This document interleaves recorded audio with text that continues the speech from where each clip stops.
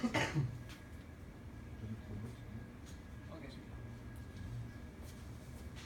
coup, bonjour. Moi, je vais vous parler des JSON Web Tokens. Est-ce qu'il y en a qui connaissent ici?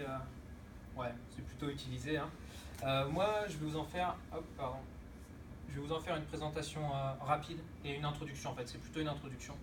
Moi, je ne connaissais pas il y a encore quelques mois. Voilà, donc j'ai beaucoup adoré ça. D'où le titre. Donc moi, je m'appelle Benjamin, j'ai 26 ans, je suis développeur dans une société qui s'appelle Companeo, je fais du JavaScript, du Node, de l'Angular, mais pas du 2. Voilà, j'aime beaucoup le kitesurf. Et du coup, on va rentrer dans le vif du sujet. Dans un premier temps, je vais vous parler d'une stack normale de login. C'est ce qu'on fait d'habitude, c'est une identification login-password. Ça nous crée une session s'il n'y a pas de souci sur notre serveur avec les credentials. On store le cookie sur le browser. On enregistre la session du coup. On envoie le cookie et derrière, à chaque requête, on va envoyer ce cookie là au serveur. Il va tester les accès, etc. Une session standard en fait. Pour les JWT, il y a un petit truc qui est différent par rapport à une stack normale. Donc vous avez toujours l'identification, login, password si vous voulez, enfin il y a plein de choses qui peuvent se faire. Vous stockez votre JWT, vous le renvoyez à votre user et lui, à chaque requête, il va vous l'envoyer dans les headers comme un cookie. Voilà, et puis derrière, le JWT, on l'ouvre sur le serveur et on vérifie les accès, etc. Bref, standard. Une des grosses différences par rapport à au-dessus, en fait, c'est qu'il n'y a pas de session sur le serveur. Et ça, c'est juste magique. Voilà, c'est trop bien. Moi, j'adore ça, de ne pas avoir à gérer sur le serveur quelque chose en parallèle du browser. Du coup, un JWT, c'est donc un JSON Web Token. Ce que c'est, donc je vous ai mis la spec. On peut comparer ça à un token, à un jeton du coup qu'on délivre. On peut comparer ça à un jeton en fait qu'on va donner au navigateur, donc à l'utilisateur. Et ce jeton, en fait, quand on va le générer, on va mettre des données à l'intérieur. Et derrière, il va être autonome, il va faire sa vie. Et en fait, c'est ce qui se passe aujourd'hui pour vos cartes imaginaires, vos cartes de transport. Vous l'enregistrez une fois, vous allez à la borne, vous la chargez, et puis derrière, vous avez vos données directement sur votre passe. Et ben, un JWT, en fait, c'est le même principe. C'est d'embarquer, et derrière, ça vous suit dans votre navigation. Quoi. Voilà. La spec, du coup, c'est la RFC 7519. C'est un plutôt gros pavé, comme vous avez vu au-dessus, c'est juste l'introduction. J'en ai retiré quelques points. C'est que c'est compact, du coup, c'est un JWT, c'est compact. C'est de la base 64, ça c'est plutôt cool, du coup, pour le web. Du coup, on peut facilement mettre un JWT dans une URL, on peut facilement le passer n'importe où dans notre JavaScript. Les JWT, il y en a deux types. Il y a ce qu'on appelle des JWS et des JWE. Donc dans ma presse, j'ai mis des liens vers ça. Un JWS, en fait, c'est un JWT, donc un JSON Web Token, avec une signature, en fait. Ça veut dire JSON Web Signature, JWS. Et JSON Web Encryption, c'est pour JWE. C'est deux choses qui sont différentes. Le JWS, en fait, vous allez vous créer donc un token de type JWS avec une signature. La différence principale qu'il y a avec avec son partenaire, c'est que le payload, donc le body, l'endroit dans lequel vous allez stocker vos données, est accessible, c'est-à-dire que c'est juste un objet JavaScript qu'on transforme directement en base 64.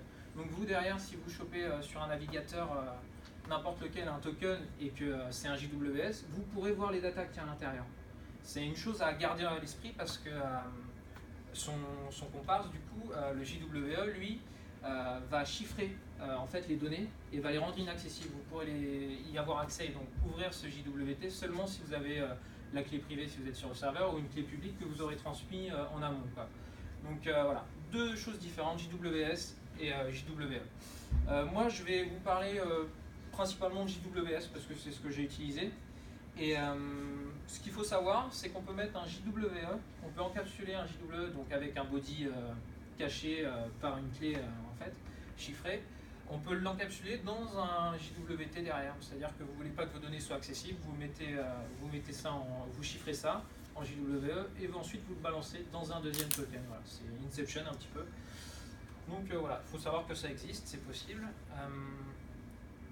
Du coup, une vue générale de comment ça se présente un JWT pour ceux qui ne connaissent pas, donc il n'y en a pas beaucoup ici apparemment. Type JWS, donc en fait comment ça se présente, c'est de la base 64. Vous avez trois parties, ce qu'on appelle le header, le payload et donc la signature, parce qu'on est en JWS. Le tout est séparé à chaque fois, chaque objet va être transformé en base 64 et séparé par un point. C'est comme ça qu'on reconnaît un JWT en général, c'est que c'est une séparation comme ça. Voilà. Du coup, le header en lui-même, il n'y a pas grand-chose dedans. Il y a des données qui vont servir derrière à la façon dont on va créer la signature. Donc il va y avoir l'algorithme qu'on va utiliser pour créer cette signature. Il va y avoir le type en fait qui va devoir être déterminé, qu'on va devoir indiquer, parce qu'il y a plusieurs types de JWT, JWS et JWE. Si vous faites un JWT standard, voilà, c'est un objet comme ça, il n'y a pas grand chose de plus. Par contre, il y a des clés qui fournissent dans la spec du coup, type, algo et content type, qui lui en fait, dans le cas d'un JWE, si vous voulez faire de l'encapsulé encore une fois, vous êtes obligé de le préciser, parce que sinon, quand vous allez arriver sur votre body d'un JWT, on va dire standard, et qu'en fait à l'intérieur vous voyez qu'il n'y a rien à part une clé et une string du coup chiffrée, de dire mais qu'est-ce que je fais de ça quoi, je pourrais rien en faire, et donc c'est juste que c'est offusqué, les données sont encapsulées dans un deuxième conteneur quoi. Donc c'est important que vous le précisiez, le content type, si jamais vous faites de l'encapsulé, parce que sinon vous ne saurez pas quoi en faire derrière de la donnée que vous libérez quoi. Voilà. Ensuite, il y a le payload qui est le corps en fait de votre JWT. Ça va être du JSON du coup ou un objet JavaScript au choix. C'est le body qui va contenir toutes vos données. Donc c'est là que vous mettez tout ce qui a trait à votre user qui est en train de se connecter. Vous pouvez mettre plein de choses. En fait, c'est vraiment vous qui le construisez. Hein, c'est un objet JavaScript standard. Par contre, il y a des clés qui sont utilisées et qui sont du coup, il y a des clés réservées. Je les ai mis en bas, du coup, celles que j'ai pu trouver sur la spec en cherchant. Il y a des liens, pareil, vous cliquerez dessus, puis vous verrez. Je vais en détailler certaines qui sont hyper importantes de mon point de vue. Il y a ISS, qui veut dire issuer, en fait, et qui permet d'indiquer votre JWT qui l'a créé. Ça vous permet d'avoir derrière, de connaître l'origine quand vous créez un JWT. Vous dites d'où il vient. C'est comme ça, quand il se représentera à la vérification, vous saurez si c'est le vôtre ou si c'est celui à quelqu'un d'autre, etc. Donc vous avez issuer, vous avez EXP pour expiration, en fait. Donc, comme un cookie, hein, vous pouvez donner une durée de vie à votre JWT. Et un autre que j'aime beaucoup, en fait, c'est not before. C'est le NBF qui est juste là. Celui-ci, en fait, il vous permet de dire, voilà, mon JWT, mon token que j'ai donné à mon client, à mon user, il va être fonctionnel, mais pas avant la date que je lui fournis. C'est pareil, c'est comme expiration, mais c'est le début de validité, en fait. Et pour le coup, ça, c'est super. Moi, j'apprécie beaucoup, du coup, de pouvoir contrôler comme ça aussi précisément. Et vous en avez un dernier qui s'appelle le JSON Web Token ID, qui est JTI en bas. Qui lui en fait est un identifiant que vous allez fournir, et comme ça si votre token apparaît à un endroit dans votre application et que vous devez le vérifier, ça vous donne une data supplémentaire que vous pouvez enregistrer en base et vous dire voilà, je suis sûr que c'est celui-là, je le connais, j'ai eu une trace quelque part dans ma DB, etc. Donc voilà, plein de champs. Ce qu'il ne faut pas oublier, pour le payload, du coup, en JWS, tout ce que vous mettez là-dedans, c'est accessible. Donc il ne faut pas mettre toute votre base de données par rapport avec des données sensibles sur votre user. C'est-à-dire que n'importe qui tombe là-dessus peut l'ouvrir. Bon, il faut quand même connaître la base 64 et tout ça, mais ici je pense qu'il n'y a pas de problème. Et il faut l'ouvrir et derrière vous avez tout qui est accessible. Donc il faut faire attention à ce qu'on met. Il ne faut pas mettre. C'est de la sécurité.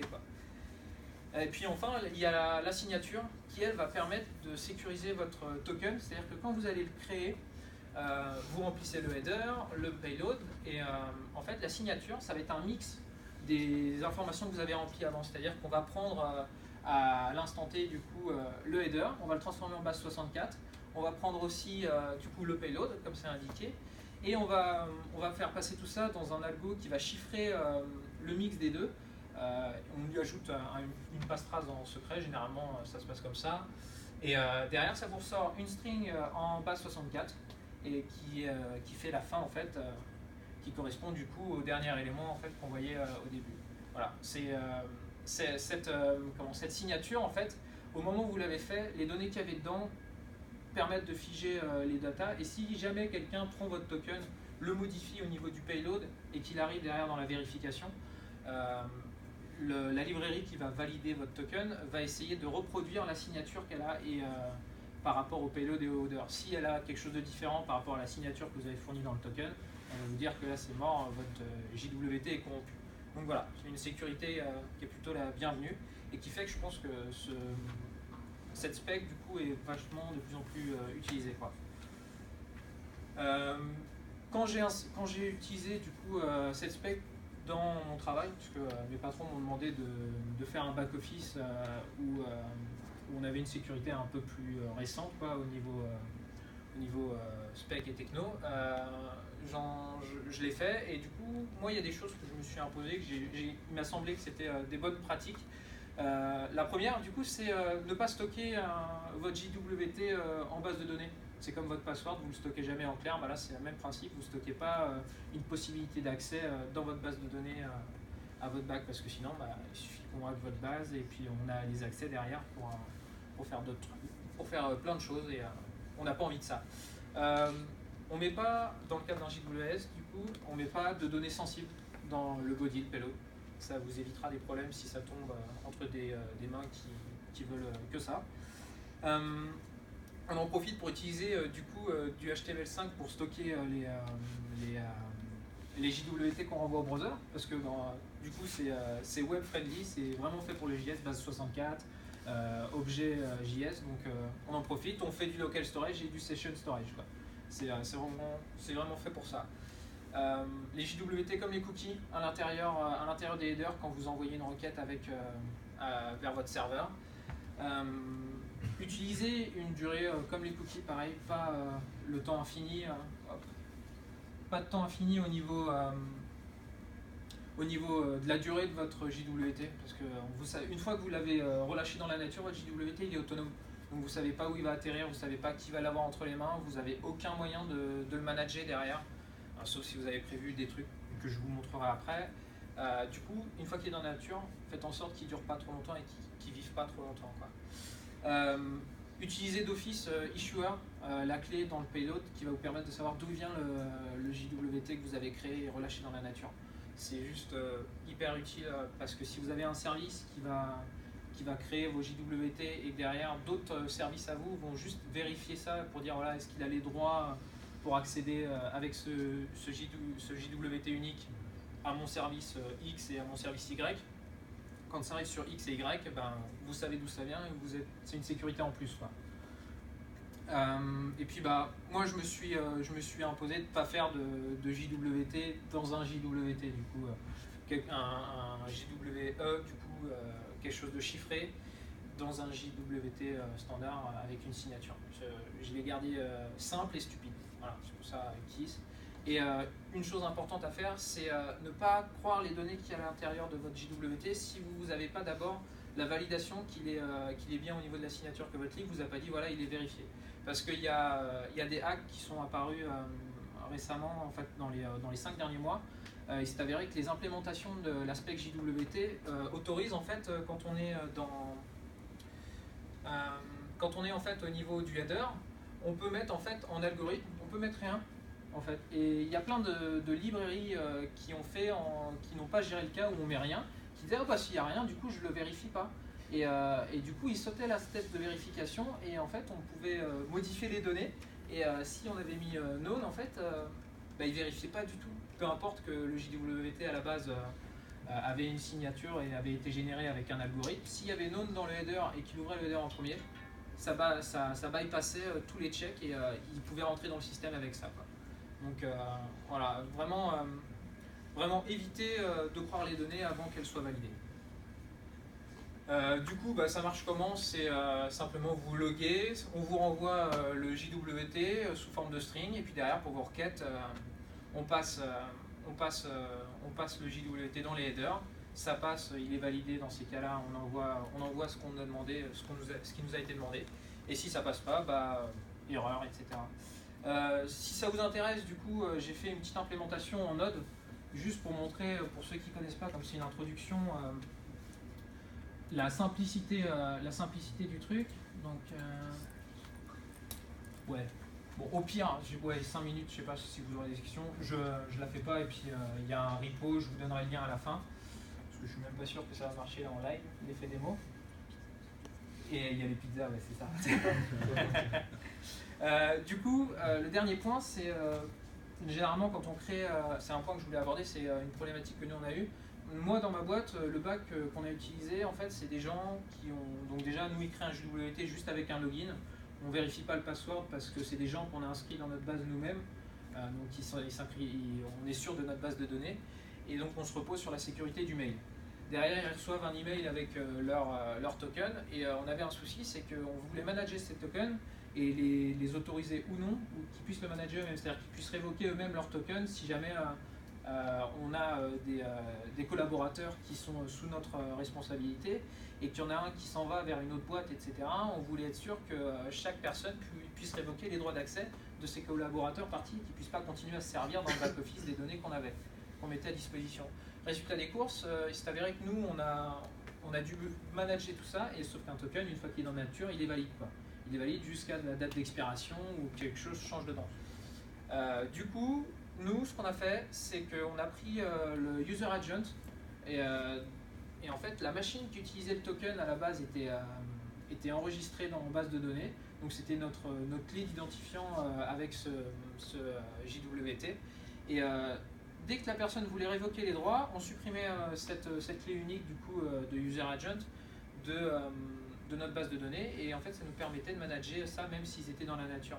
Là, l'exemple que je donne, en fait, c'est que vous basez sur le JTI, en fait, qui est l'identifiant unique d'un token. Vous l'enregistrez en base. Vous faites en sorte que quand il y a un JWT qui se présente et qu'il est vérifié, vous utilisiez derrière cette donnée-là qui est dedans pour regarder en base, du coup, vérifier si c'est là. Si c'est là, vous l'autorisez. Si c'est pas là, ça veut dire que vous l'avez jarté et qu'il y a un problème, c'est que vous ne voulez plus qu'il donne accès. Voilà. C'est un petit hack un peu stupide, mais pouvoir manager ces JWT, c'est plutôt bien parce que vous pouvez vous retrouver avec des centaines et des centaines de tokens générés juste pour une seule personne s'il ne se connecte pas avec la même machine, s'il se connecte avec d'autres browsers, etc. Voilà. Et en dernier, du coup, y a un site qui s'appelle jwt.io. Vous cliquez sur le lien et en fait, vous allez voir qu'il y a... Je vais cliquer. Il y a un nombre vraiment impressionnant de librairies et d'implémentation de cette spec sur différents langages. Voilà. On a du .NET, on a du Python, du Node, du Java, etc. Et à chaque fois avec du coup les spécificités, les clés dont je vous ai parlé, etc. qui sont en fait les features de la spec. Voilà. C'est tout pour moi.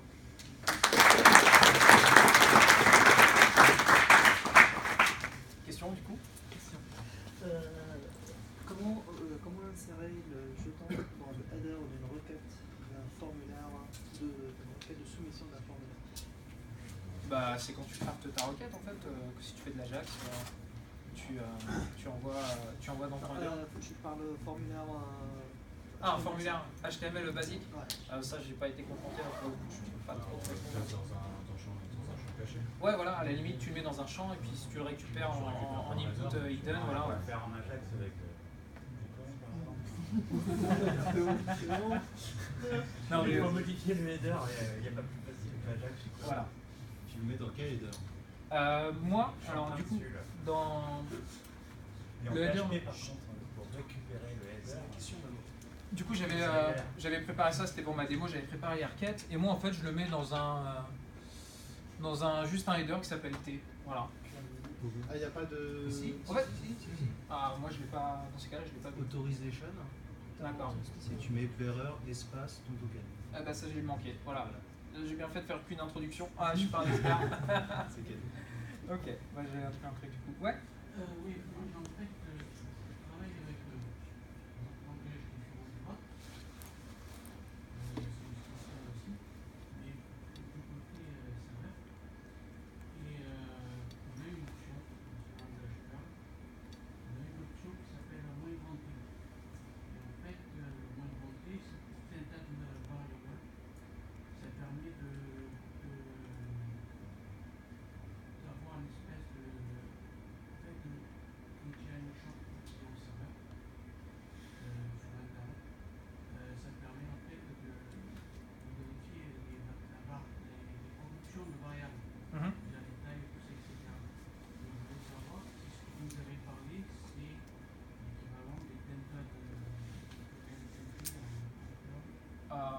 moi, en fait, c'est juste que en JavaScript, en tout cas, on récupère le token, on le chope dans les headers là où il est, en fait, là où on attend de le récupérer. Et derrière, en fait, c'est la librairie que vous utilisez qui, elle, va faire la vérification. C'est juste une string que vous passez en header. Donc ça ressemble un peu, mais c'est pas fait en automatique, quoi. Vous faites ça avec la lib, quoi. Voilà. Ce que vous avez, parce qu'en fait, vous avez bien parlé dans votre sous-sol de la corruption des données client-serveur. Ouais, alors c'est une corruption si quelqu'un a manipulé le. Moi, ce dont je parlais, c'est une manipulation malveillante. C'est ça. D'accord. Ouais, derrière, du coup. Moi, pareil, j'ai découvert WT récemment. D'ailleurs, Google utilise WT pour ce token. Il y en a plein qui utilisent depuis les 2 dernières années. Et notamment avec le clé privé et clé publique, ce qui est génial pour vérifier un token sans le commun de général. Et ma question, du coup, c'était plutôt comment vous faites pour renvoyer le token? Est-ce que vous le renvoyez en général comme vous direz, vous le renvoyez via un header ou via dans le body? C'est quoi Moi, je le renvoie dans le header à chaque fois. Là, c'est pas ce que je fais du coup, mais sur le site, dans l'exemple, c'est pas ce que j'ai fait, mais à mon travail, du coup, c'est ce qu'on a fait. On le renvoie dans le header et on le récupère. Du serveur vers le client. C'est du serveur. Oui, pardon. Non, là, dans ces cas-là, on le renvoie, c'est une requête exprès pour l'identification, donc on le renvoie dans le body. Ouais, pardon. Ouais. Tout à l'heure, tu disais d'avoir des JWT, d'avoir des queries toutes. Est-ce que tu as été confronté au renouvellement d'un JWT? Bah, en fait, ouais, quand le JWT il est plus valide, bah, la personne, il va falloir qu'elle se relogue. C'est juste ça, on en recrée un et puis voilà. Je fais pas de. Moi, nous, c'est ce qu'on a décidé. C'est ça que je voudrais améliorer. Moi, j'aimerais bien qu'on API, dès qu'on fait une requête, ça recrée pendant 1 heure à chaque fois. Et le problème, c'est qu'on ne peut pas renvoyer un nouveau token, il n'y a pas possibilité d'UTT, c'est chiant. On peut avoir ce genre un hard. Ouais, tu check la. Et au soft expiré, c'est ça. Le moyen, c'est d'utiliser la date d'expiration et quand tu sais que ça arrive. Le token en base, et j'avais la date en base, sinon tu es obligé de mettre la validité dedans s'il a un ID. Ouais. Il y a moyen de s'inspirer de Root avec le refresh token. Ça vaut à l'application client de faire un refresh. Non, c'est la même gauche. C'est juste que comme tu génères ton token, tu peux aussi le refresh avec un token de refresh. En fait, moi je le fais un. Vas-y. Les questions que je pose, c'est au niveau usurpation d'identité. Si j'ai bien compris, sûr, là, ton token, celui que tu as mis, là, je peux le récupérer et lire tout ce qu'il y a dedans. Ouais. Tu peux lire le payload parce que c'est un token signé. Effectivement, tu peux ouvrir le body et c'est derrière, c'est open bar. Ok. Et du coup, qu'est-ce qui m'empêche, moi, d'en créer et me faire passer pour ton application? En fait, tu n'auras pas la même signature en fait. Si tu changes les données, tu n'auras pas la même signature. Tout le monde peut lire avec le certificat public, mais il n'y a que le serveur qui peut encrypter avec le certificat privé. Parce que tu vas pas connaître, tu vas avoir un problème en fait, c'est que si tu modifies ton token, bah derrière il sera plus valide, il sera plus valide au niveau de la signature. Si tu en craftes un, c'est que tu as toutes les données au niveau du header, etc. Et de la clé secrète, parce qu'en fait quand tu crées une signature, tu fais du HS, je sais plus combien, c'est 256, enfin le chiffrement je le connais pas exactement, mais en gros tu as une clé secrète aussi qui est sur ton serveur, que ce soit un PEM ou quoi que ce soit. Donc tu as cette variable là en plus qui vient rentrer, qui rajoute du sel, et donc si tu la connais pas, tu peux pas recréer exactement le même JWT et donc il sera pas valide. Donc, sur JWT par exemple, on retrouve en changeant ça. Ouais.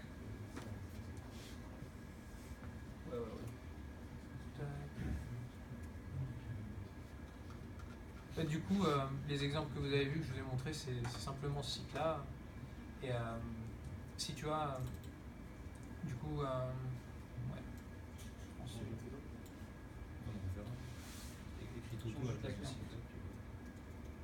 Tu vois, ça, je l'ai changé, et du coup, le secret, il a voilà. La signature est plus bonne parce que tu n'as plus le même secret par rapport à ce qu'eux, ils attendent. Tu vois. C'est... En fait, si tu changes un truc, ça va changer forcément la signature.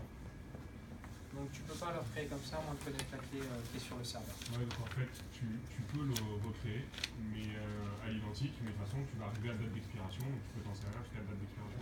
Même pas, tu le recrées pas à l'identique parce que la dernière partie là, la signature qui est ici, elle n'est pas identique.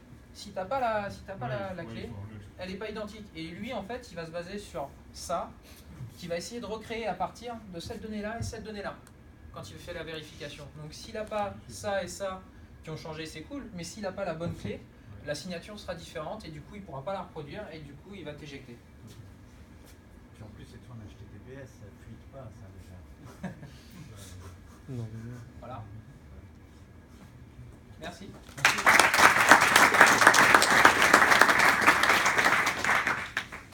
Avant le dernier talk, Pizza. de Nicolas sur React Redux et Java.js, on va manger des pizzas.